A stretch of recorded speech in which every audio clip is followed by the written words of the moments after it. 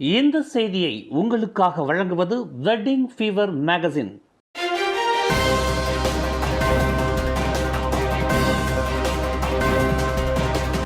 வணக்கம். திசைகளின் 10 மணி செய்திகள்.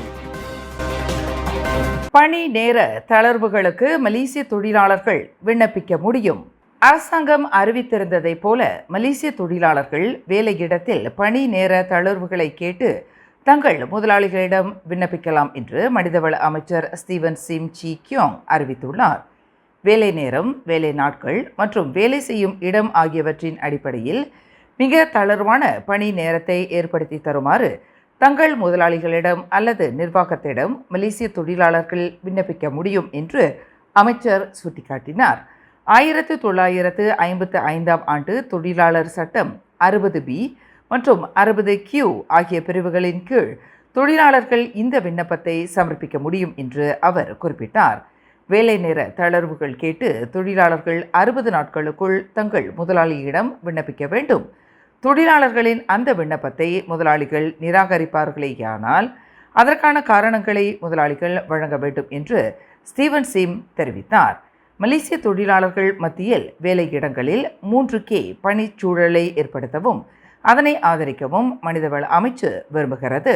தொழிலாளர்களின் நலன், அவர்களின் செயல்பாட்டு திறன் மற்றும் நாட்டின் பொருளாதாரத்தை போட்டியிடத்தக்க வகையில் உயர்த்துவது ஆகியவையே 3K பணிச்சூழலாகும் என்று அமைச்சர் ஸ்டீவன் சிம் விளக்கினார்.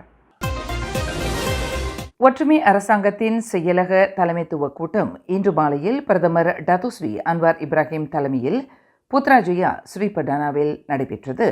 மாலை 5:30 மணிக்கு தொடங்கிய இக்கூட்டத்தில் 2 துணை பிரதமர்களான Datuk Seri Ahmad Zahid Hamidi, Fadillah Yusof, விவசாயம் மற்றும் உணவு பாதுகாப்பு அமைச்சர் முகமது சாபு மற்றும் பிரதமர் அன்வார் தலைமையிலான ஒற்றுமை அரசாங்கத்தில் இடம்பெற்றுள்ள கட்சிகளின் முக்கிய தலைவர்கள் கலந்து கொண்டனர்.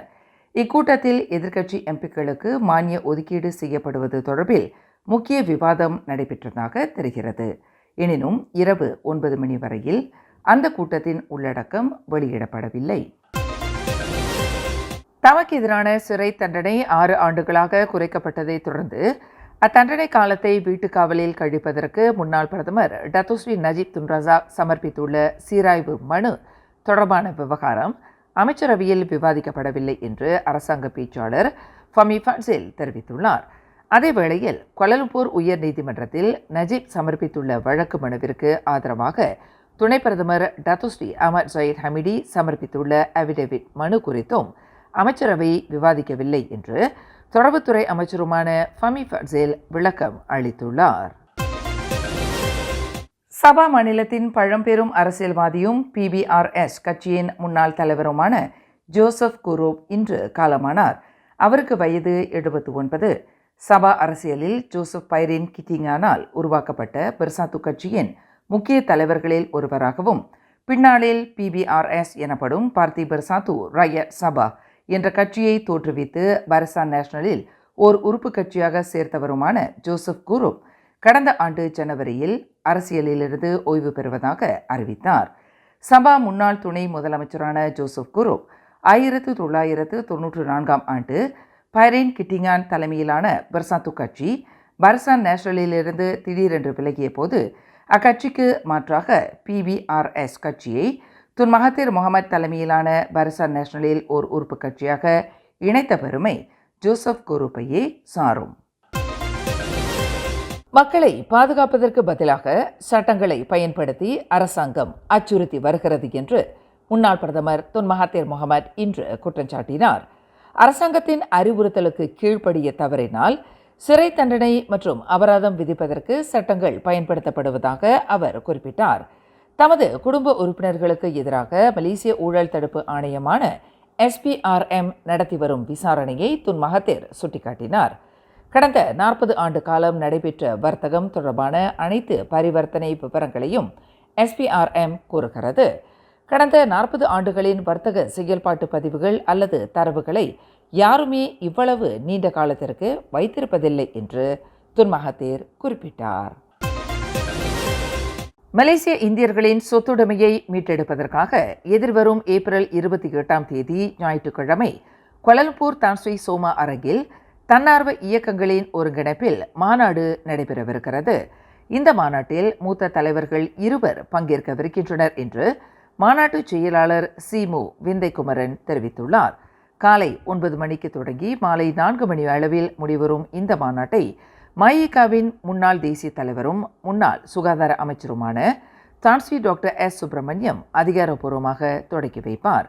இம்மாநாட்டிற்கு சிறப்பு அழைப்பாளராக அழைக்கப்பட்டுள்ள மூத்த தலைவரும் முன்னாள் புறநகர் வட்டார மேம்பாட்டுத்துறை துணை அமைச்சருமான தான்ஸ்ரீ டத்தோ க. குமரன் முக்கிய உரையை நிகழ்த்தவிருக்கிறார். இம்மாநாட்டில் 100க்கும் மேற்பட்ட தன்னார்வ இயக்கங்களிலிருந்து 300க்கும் மேற்பட்ட பேராளர்கள் கலந்து கொள்வார்கள் என்று எதிர்பார்க்கப்படுகிறது. மலேசிய இந்திய சமூகம் கடந்து வந்துள்ள 200 ஆண்டுகளில் சொத்துடைமையில் முற்றாக வஞ்சிக்கப்பட்டு வந்த அவல நிலையை புள்ளி விவரங்களுடன் வெளிப்படுத்தும் மாநாடாக இது அமையும். அதேவேளையில் சொத்துடைமைக்கான தோல்விகளை முழுமையாக ஆராயவும் அடுத்த கட்ட திருப்பு முனைக்கான முன்னெடுப்பையும் விவாதிக்கவும் ஒரு களமாக இந்த மாநாடு விளங்கும் என்று மலேசிய தமிழர் தன்மான சிந்தனை பேரவையின் செயலாளருமான சிமு விந்தைக்குமரன் தெரிவித்துள்ளார். எந்தவொரு நுழைவு கட்டணமும் இன்றி இலவசமாக நடத்தப்படும் இம்மாநாட்டில் தன்னார்வமுள்ள இயக்கங்கள் பங்கேற்க அழைக்கப்படுகின்றன. ஆர்வமுள்ளோர் கீழ்கண்ட எண்ணில் தொடர்பு கொள்ளவும். கல்வாட் குற்றத்திற்காக பெண்மணி ஒருவருக்கு கொலத்திரங்கானு ஷரியா உயர் நீதிமன்றம் இன்று பெரம்படி தண்டனை விதித்துள்ளது. திரங்கானு மாநிலத்தில் பெரம்படி தண்டனை விதிக்கப்பட்ட முதலாவது பெண்மணியாக ஒரு தனித்து வாழும் தாயாரான 37 வயதுடைய அந்த பெண் விளங்குகிறார். 40 வயது நபருடன் கல்வாட் புரிந்ததை அந்த பெண்மணி ஒப்புக்கொண்டதை தொடர்ந்து அவருக்கு 6 பெரம்படி தண்டனை மற்றும் 4000 வெள்ளி அபராதம் விதிப்பதாக நீதிபதி ரோஸ்டி ஹாரூன் தனது தீர்ப்பில் தெரிவித்தார். கடந்த ஜனவரி 31ஆம் தேதி பிற்பகல் 3:15 மணியளவில் தனது கணவர் அல்லாத மாற்றான் நபருடன் சேர்ந்து அந்த தனித்து வாழும் தாயார் இக்குற்றத்தை புரிந்ததாக திரங்கானு மாநிலத்தில் திருத்தப்பட்ட ஷரியா குற்றவியல் சட்டத்தின் கீழ் அவர் குற்றச்சாட்டப்பட்டிருக்கிறார். இன்று ஏப்ரல் 17ஆம் தேதி நிலவரத்தின்படி மத்திய கிழக்கு நாடுகளின் நடப்பு சூழ்நிலை நிலைத்தன்மையுடனும் பாதுகாப்பாகவும் உள்ளது. எனவே மத்திய கிழக்கு நாடுகளில் உயர்கல்வி பயிலும் மலேசிய மாணவர்களை மீட்டுக் கொள்ள வேண்டிய அவசியம் இல்லை என்று வெளியுறவு அமைச்சு அறிவித்துள்ளது. அதேவேளையில் வெளிநாடுகளில் உள்ள மலேசியர்களின் பாதுகாப்புக்கு அரசாங்கம் தொடர்ந்து முன்னுரிமை வழங்கி வரும் என்று அது தெரிவித்துள்ளது.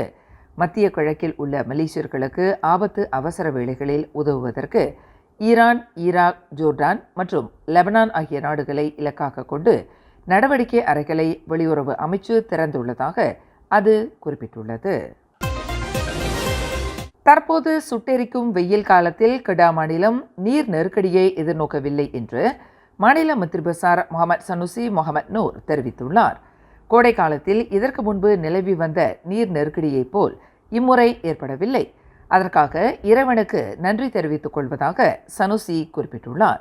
நாட்டின் பிரதான நெற்களஞ்சியம் விற்றுள்ள கெடா மாநிலத்தில் இதற்கு முன்பு கோடை காலத்தில் கடுமையான வறட்சி ஏற்பட்டு பிரதான நீர்த்தேக்கங்களிலும் நீர்பிடிப்பு இடங்களிலும் நீரின் மட்டம் படு பாதாளத்தில் இருந்ததை மந்திரி பசார் சுட்டிக்காட்டினார்.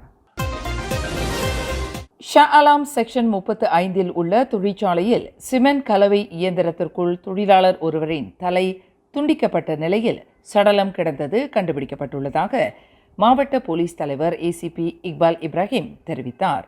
பொதுமக்கள் கொடுத்த தகவலின் பேரில் அந்த ஆடவரின் சடலம் இன்று காலை 11:45 மணியளவில் மீட்கப்பட்டது. அந்நபரின் இறப்பு திடீர் மரணம் என்று வகைப்படுத்தப்பட்ட போதிலும் போலீசார் தொடர்ந்து விசாரணை செய்து வருவதாக ஏசிபி இக்பால் குறிப்பிட்டார். 50 வயது மதிக்கத்தக்க அந்த தொழிலாளர் சிமெண்ட் கலவை இயந்திரத்திற்குள் தவறி விழுந்திருக்கலாம் என்று நம்பப்படுகிறது. இயந்திரத்தின் கத்தி போன்ற இரும்பு தடுப்பில் அவர் உடல் சிக்கி வலது கரமும் துண்டிக்கப்பட்டிருந்ததாக ஏசிபி இக்பால் இப்ராஹிம் மேலும் கூறினார். மலாக்காவில் பந்தாய் சிரிங் கடற்பகுதியில் மீனவர்களால் காப்பாற்றப்பட்ட ராட்சச முதலை ஸ்லாங்கூர் டிங்கில் பய இண்டா வெட்லேண்ட் ஊர்வன சரணாலயத்தில் ஒப்படைக்கப்படும் என்று மலாக்கா மாநில வனவிலங்கு தேசிய பூங்காவான பர்ஹிலித்தான் இயக்குனர் பெட்ரா சுலாய் தெரிவித்துள்ளார். 4.5 மீட்டர் நீளமுள்ள அந்த ஆண் முதலை 1 டன்னுக்கும் கூடுதலான எடையை கொண்டது என்று மதிப்பிடப்பட்டுள்ளதாக அவர் குறிப்பிட்டார். சுங்கைமுவார் ஆற்றிலிருந்து இரை தேடி அந்த முதலை பந்தாய் சிரிங் கடற்பகுதிக்கு வந்திருக்கலாம் என்று நம்பப்படுகிறது. அந்த ராட்சச முதலையின் வருகை குறித்து பொதுமக்களிடமிருந்து பர்ஹிலிதான் புகார்களை பெற்றதாக பெட்ராசூலாய் மேலும் கூறினார். மேலும் செய்திகளை தெரிந்து கொள்ள கீழே இருக்கும் பெல் பட்டனை அழுத்துங்கள். உங்கள் மகிழ்ச்சியை வெளிப்படுத்த லைக் மற்றும் ஷேர் செய்யுங்கள். தொடர்ந்து திசைகளோடு இணைந்திருக்க சப்ஸ்கிரைப் செய்யுங்கள்.